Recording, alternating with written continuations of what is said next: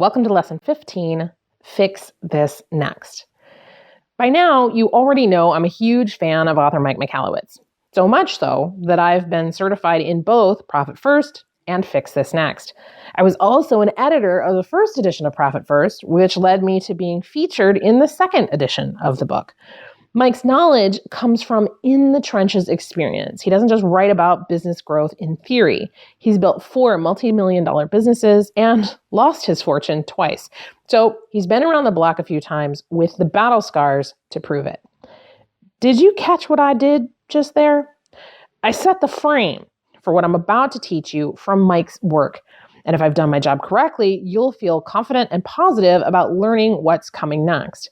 At any rate, Mike's work with the business hierarchy of needs in his book, Fix This Next, takes a familiar model and applies it to business in a way that helps you eliminate shiny object syndrome and stay focused on the most immediate need to fix in your business.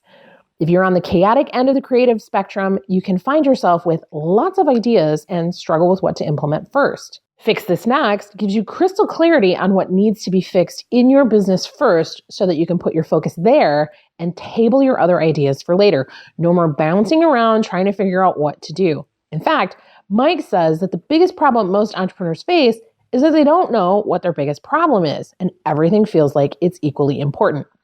Enter Fix This Next and the business hierarchy of needs. In case you're not familiar, Mike's model is inspired by Maslow's hierarchy of human needs. The idea is that we have basic survival level needs that we must meet before we can address higher level needs like belonging or self-expression. Then, as we ascend the hierarchy, we can be pulled back down at a moment's notice. For example, let's say you're out to dinner with friends, you're enjoying a nice meal, and as you take a bite of food, you suddenly begin to choke. Maslow asserts that a sense of belonging is the last thing on our minds at this point, as our struggle for oxygen, for survival, is our primary concern. Until that need is met, everything else is meaningless. Once it's solved, though, we can resume our social interactions. Mike took this same model and applied it to business. Now, as you look at the business hierarchy of needs, you'll see that the first 3 levels are all requirements for a stable, healthy company: sales, profits, and order. That is, enough systems and processes to keep the business running smoothly without over-systematizing. Mike calls this the get. You have to get before you can give, which are the top 2 levels of the hierarchy: impact and legacy. Now, hear me on this, especially you chaotics and mission-driven entrepreneurs. I'm not saying you can't make an impact from the very beginning of your company. I'm not saying you can't leave a legacy until you have profitability. I'm saying that until you have sales, profits, and order handled, it will be challenging, if not impossible, to be able to sustain your impact or leave the kind of legacy that survives long after you've left the company. Why? Because you need enough cash to be able to do it and do it well. So let's look at each level in a bit more detail. At the sales level, you're looking at the ways you attract and retain customers who become raving fans. Are you delivering on your commitments? And are they delivering on theirs? Are they truly ideal clients? Or are you working with anyone with a pulse? Getting clarity at this level helps provide enough positive cash flow so that you can tackle level 2, profits. If you follow the Profit First methodology that we've previously talked about, you'll already be moving in the right direction. But profit isn't just about how you allocate your income. It's how you handle existing debt or building cash reserves. When you've got the profit level handled, you're actively working on eliminating debt or only accruing debt that brings a positive return on investment. You've eliminated unnecessary expenses and are appropriately cost conscious.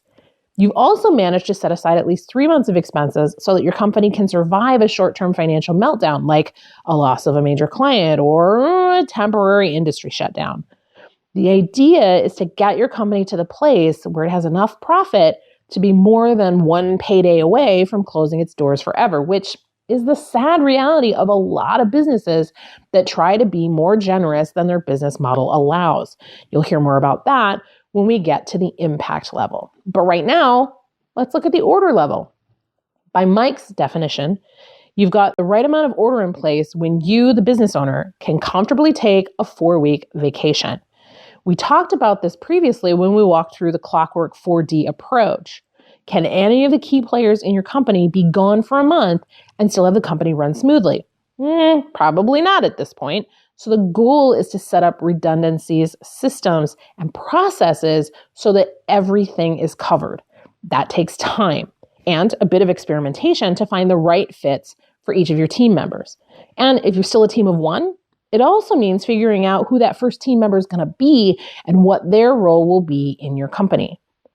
So once you've managed the get, then you can focus on the give. And I'll be blunt, not every company cares or aspires to the higher levels of the hierarchy. A local landscaper may not ever have a dream of selling his company when he retires, so legacy means nothing to him, and that's fine. You may not dream of making a huge difference in the lives of your customers, especially if you sell a commodity. That's awesome. If that's true for you, that's fine. Remember, ruthless honesty here. Some people just want to pay the bills and live their lives long enough to retire, and that's groovy. But if you aspire to the higher levels, you need to make sure that you've got a handle on traffic and conversion, then managing your debt and savings, and then creating the right balance of teamwork, systems, and coverage so that you can shift your attention to creating a positive impact and leaving a legacy. Impact is about taking your company's customer relationships from transactional to transformational. It's about turning away people who are not a good fit. If you remember Santa from A Miracle on 34th Street, it's about being Santa and not the Emperor from The Emperor's New Clothes. The Emperor couldn't hear critical feedback. He thought everything was perfect, even when he was completely vulnerable and exposed. A company focused on impact wants to hear all the feedback so that it can deepen relationships with their best customers and encourage those folks to be loyal for life. Then when you've got that loyal following and you've built brand equity, you can establish your legacy. Remember, Tiffany's been around for over 100 years and changed hands since then. But the legacy of what Tiffany stands for remains. Same with Walmart. Sam Walton founded the company, but his children and grandchildren are at the helm now. A company focused on legacy is focused on building something that outlives the founder owner. And as I've said before, not everybody wants a company like that, which is totally cool.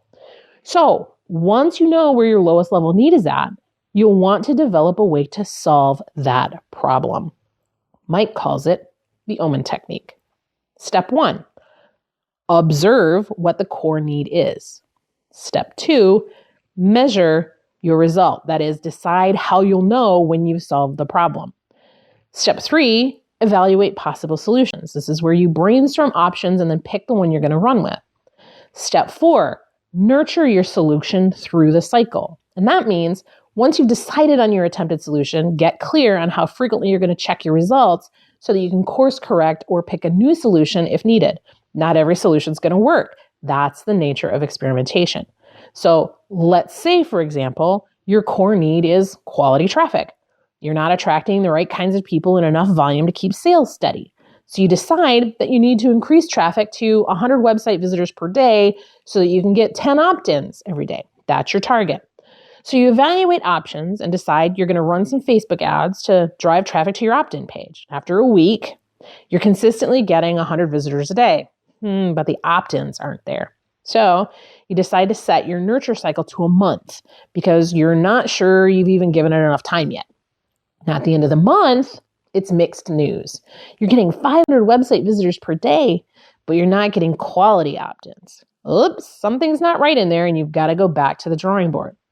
That's the nature of finding the fix. Sometimes you'll hit it out of the park the first time, and other times you'll need to experiment and tweak a little to find the right fix. But you know that once you find the fix, it's handled, and you can move on to the next fix in your company. Because when you look at this example, if you can't get the quality of your website visitors up, you're going to waste a lot of money trying to sell stuff to people who aren't interested in buying from you.